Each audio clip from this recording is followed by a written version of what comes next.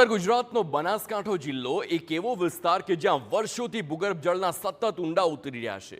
પાણીના સંકટ વચ્ચે સરકારની મદદની રાહ જોવાને બદલે રૂપપુરા ગામના લોકોએ પોતાના હાથે પોતાના ગામનું ભવિષ્ય બદલવાનું નક્કી કર્યું। ગ્રામજનોની લોકભાગીદારી અને સરકારી સહયોગથી વરસાદી પાણીને ભૂગર્ભમાં ઉતારવાનો પ્રયાસ થઈ રહ્યો છે। ગ્રામજનોનું કહેવું છે કે અમારે દર વર્ષે પાણીની સમસ્યા આવતી અને તેના નિરાકરણ લાવવા માટે અમે ખેતર અને ગામમાં રિચાર્જ કૂવા અને બોર તૈયાર કર્યા, જેથી વરસાદનું નકામું વહી જતું પાણી જમીનમાં ઉતરે અને ભૂગર્ભ જળના સ્તર ઊંચા આવે। તળાવમાં એકત્ર થયેલું વરસાદી પાણી રિચાર્જ બોર મારફતે જમીનના ઊંડાણ સુધી પહોંચે છે અને ભૂગર્ભ જળનું સ્તર ઊંચું લાવવામાં મદદ કરે છે। એક વર્ષ પહેલા શરૂ કરાયેલા આ પ્રયાસનું પરિણામ પણ હવે જોવા મળી રહ્યું છે। મદદ છે, આર્થિક મદદ સરકારે ખૂબ જ કરી છે। ગામજનોએ પણ આર્થિક મદદ કરી છે।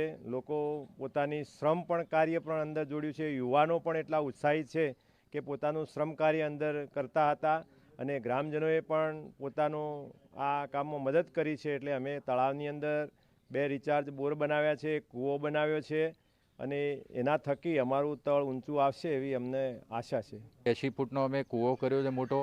એના માટે 15 લાખનો અંદાજિત ખર્ચ થયો છે। જે ખર્ચ સરકારથી થોડા ઘણો લાભ મળ્યો છે, પરંતુ ગામ લોકોએ ભેગા થઈને સ્વયંભૂ ફાળો કર્યો અને એ ફાળાના માધ્યમથી એ કૂવો અત્યારે થઈ ગયો છે। વરસાદ આવશે એટલે ભરાશે અને અમને 100% વિશ્વાસ છે કે અમારું તળું ઊંચું આવશે। આવા ગામની અંદર કુલ 4 કૂવા અમે કર્યા છે।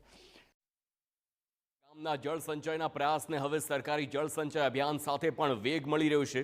સુજલામ સુફલામ યોજના અંતર્ગત તળાવો ઊંડા કરવાની તેમજ વરસાદી પાણીના સંગ્રહ અને રિચાર્જની કામગીરીને પણ પ્રાધાન્ય આપવામાં આવી રહ્યું છે। સિંચાઈ વિભાગ દ્વારા પણ લોકભાગીદારી સાથે તળાવ ઊંડા કરવાની કામગીરી હાથ ધરવામાં આવી।